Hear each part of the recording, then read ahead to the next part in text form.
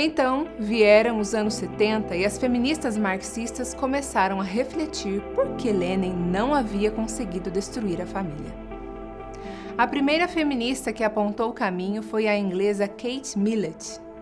Ela chegou à conclusão que os comunistas falharam porque não entenderam que a família está fundamentada em hábitos sexuais enraizados na sociedade há séculos e que, portanto, para destruir a família, seria necessário promover uma revolução sexual.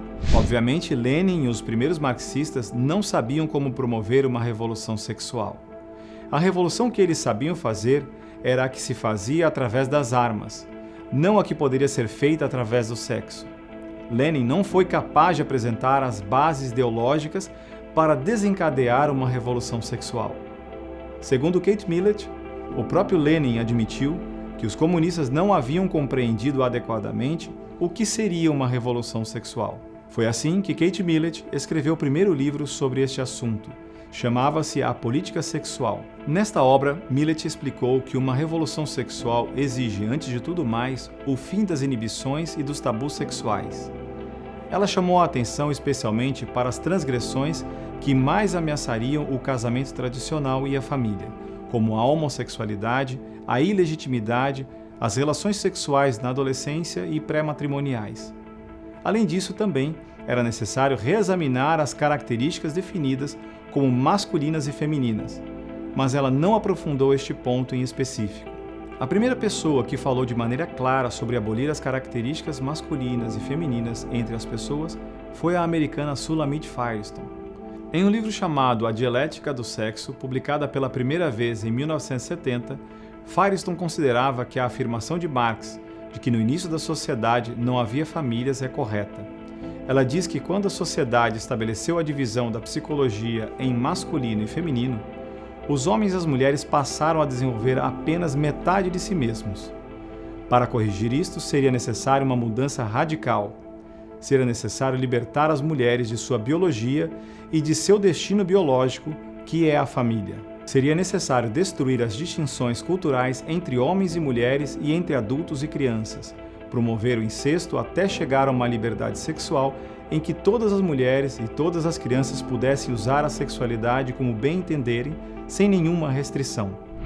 Seria necessário reconstruir uma nova sociedade para que a humanidade pudesse voltar à sua sexualidade natural, uma pansexualidade onde todos sejam inteiramente livres para todas as formas de sexualidade. Foi nesta mesma época que o psicólogo John Money, da Universidade Johns Hopkins, criou os conceitos de gênero e orientação sexual.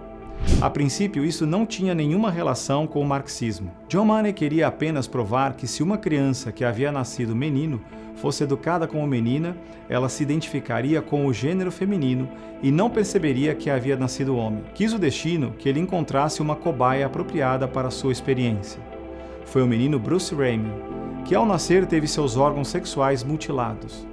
John Money propôs aos pais que trocassem seu nome para Brenda e que a criança passasse por uma cirurgia de mudança de sexo e fosse educada como menina desde a mais tenra idade. Entretanto, por mais que houvessem tentado, Brenda nunca quis comportar-se como uma menina e a experiência terminou em tragédia. Brenda suicidou-se aos 38 anos depois de já haver trocado seu nome para David, mas estavam inventados os conceitos de gênero e orientação sexual. Assim chegamos aos anos 90, quando já dentro do movimento feminista, os conceitos de gênero e orientação sexual passaram da psicoterapia para a filosofia. O início dos anos 90 assistiu o surgimento da expressão heteronormatividade, um termo criado para dar a entender que a família tradicional é uma tirania a ser desconstruída. Mas foi a filósofa americana Judith Butler que explicou como o conceito de gênero pode ser usado para conduzir à destruição da heteronormatividade.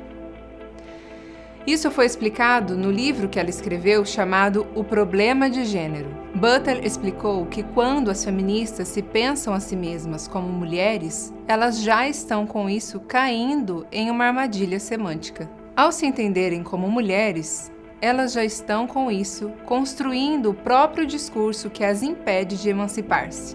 A palavra mulher só pode ser concebida em um universo entendido como heteronormativo. Portanto, as feministas não deveriam mais falar das mulheres como mulheres, mas deveriam, em vez disso, substituir tanto a feminilidade como a masculinidade pelo conceito de gênero.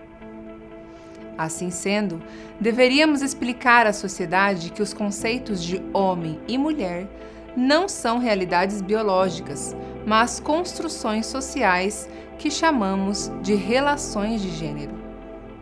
No seu livro, Butler diz que durante a maior parte do tempo, as feministas haviam acreditado na existência de uma identidade fixa, entendida como mulher, mas que agora descobriram que nunca existia um acordo sobre o que constituiria a categoria mulher. Aquilo que chamamos de mulher é, na verdade, uma ilusão produzida por uma relação de gênero, uma relação construída para que alguns seres humanos dominem outros seres humanos